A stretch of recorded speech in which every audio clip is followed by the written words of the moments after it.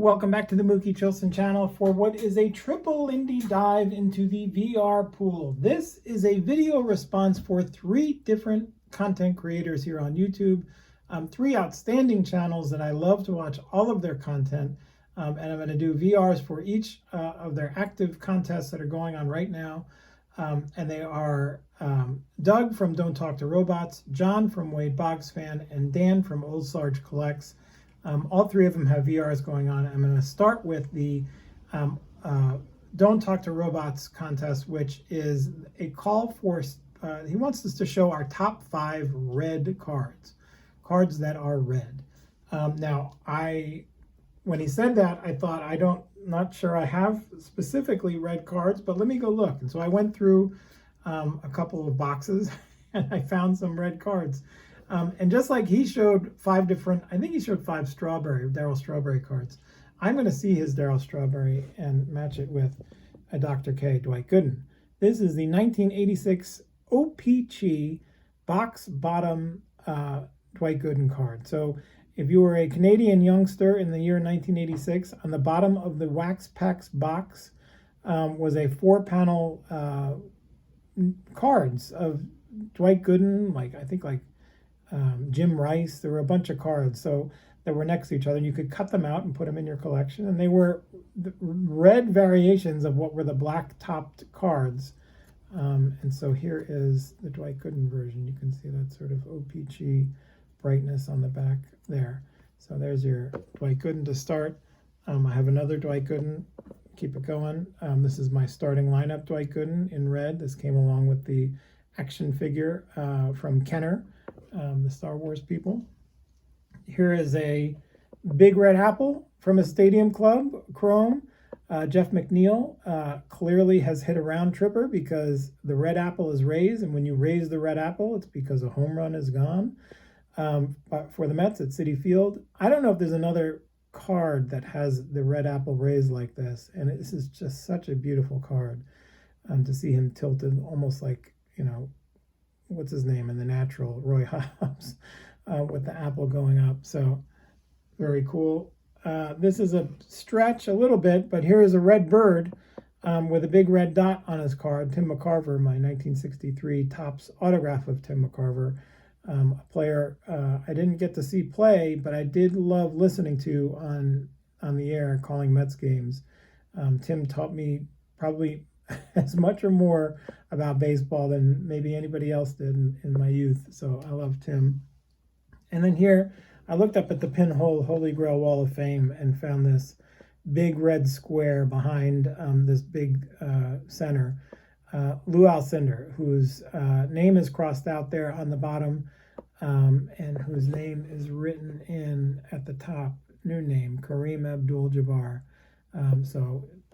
Lou Alcindor changed his name to Kareem Abdul-Jabbar, and the young fan who had this card decided to change the card along with him. So I love this card for the sort of the alteration that was made by the person who owned it, and the sort of societal and cultural shift that this demonstrates is fascinating to me. And so that's my those are my top 5 red cards. Now, Doug also wants us to shout out a channel that has under 500 subscribers, in addition to showing those cards. And I'm going to shout out Hugo from Signs of the Pastime, which as of right this moment has 199 subscribers, which is just criminally low.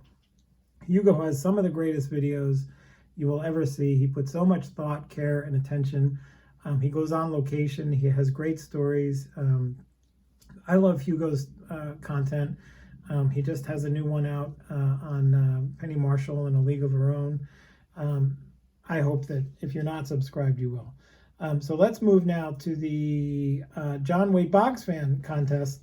And he wants to show us a card and say why it is the favorite card in your collection.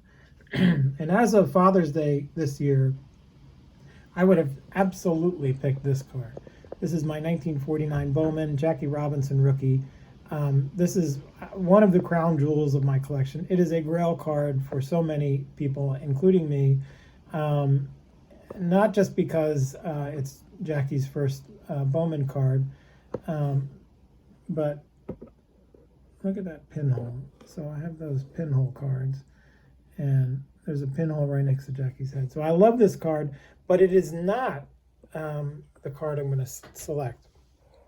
I'm going to select the man who also integrated Major League Baseball with Jackie Robinson in 1947. This is my 1949 Bowman Larry Doby rookie. And I think Larry Doby is sort of criminally underappreciated in the hobby and in American life as somebody who, right along with Jackie, a couple weeks after Jackie came up, Larry Doby came up for the Indians and faced so much of the same adversity and trouble and difficulty and ultimately triumph in his career. He's now a Hall of Famer.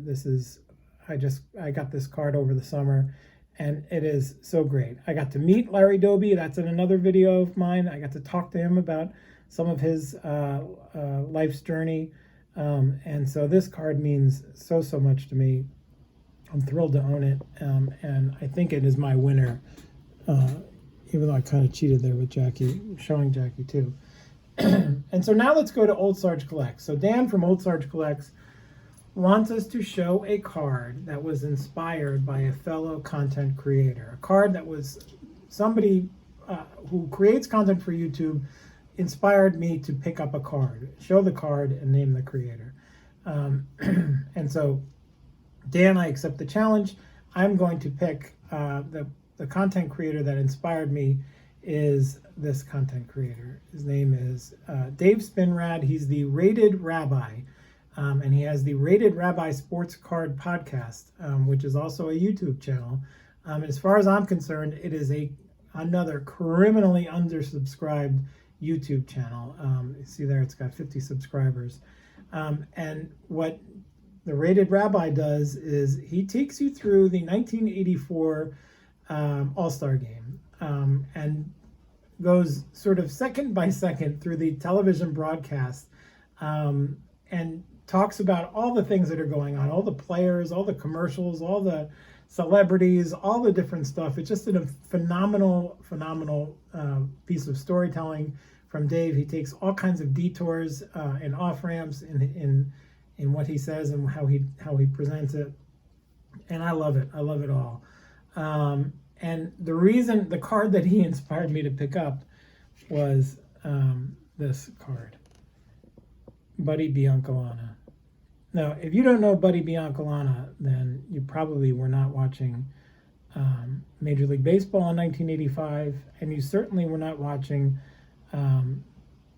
Late Night with David Letterman in 1985. And those were two of my twin passions growing up here in New Jersey. In the summer of 1985, I loved watching all Major League Baseball that I could get my eyeballs on, and I would stay up late and watch Late Night with David Letterman. And the Rated Rabbi reminded me that those two crossed paths, Buddy Biancalana and David Letterman, in a segment where Dave was debuting new products to the market in a jokey, humorous way. And again, if you don't know Buddy Biancalana, he was a light-hitting shortstop for the 1985 Kansas City Royals. He was, a guy who had been up and down from the minor leagues, was not any key member of this team in any way. But he had a funny name. And so David Letterman loved his funny name. And so here we go. Here is David Letterman. And I remember this like it was yesterday. Okay.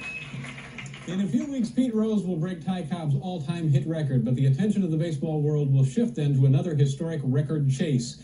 And with this Buddy Biancalana hit counter, you can chart the Royals' veteran utility infielders' march to immortality. All right, let's see. Buddy got a hit, one hit last week. All right. Only 4,181 hits to go. Good luck, Buddy. Keep up the good work.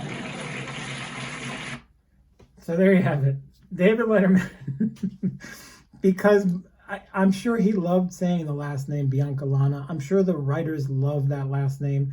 And the contrast of, let's go back here, Pete Rose's 4,181 hits to Buddy Biancalana's 12 career hits was like too hilarious not to do something about. And so all summer long, Dave would follow the Pete Rose hit watch and the Buddy Biancalana hit watch. So every week, Buddy would get a hit. Dave would update this counter, and Buddy Biancalana, meanwhile, had to play these baseball games and was getting like razzed by fans all across the country. Like, you know, how many more until you catch Pete Rose? At one point, Buddy Biancalana said to a reporter asked him, does it bother you that David Letterman is mocking you in this way? And Biancalana's answer was, well, at least I'm much closer to Pete Rose in hits than David Letterman is to Johnny Carson. Of course, everybody wanted Dave to take over for Johnny Carson. So anyway, at one point, Buddy Biancalana went on Late Night with David Letterman, and he went on after he and his Kansas City Royals won the World Series. So Buddy Biancalana got tortured all summer by David Letterman. His Royals went to the World Series and beat the Cardinals in the World Series. Buddy Biancalana actually had a good World Series. He had a bunch of walks, but he got invited onto David Letterman's show to talk about it. And it was just one of the treats of the summer. I remember it so vividly, and the Rated Rabbi helped me remember it. And when I remembered it, he inspired me to go get this Buddy Biancalana autograph, which again, with that sort of comically large last name, which he spelled out. So thank you to the Rated Rabbi. Thank you to Dan from Old Sarge Collects for inspiring this VR. Thank you to John, Wade Boggs fan, and thank you to Doug from Don't Talk to Robots.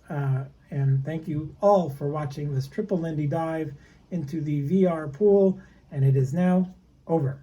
Thank you.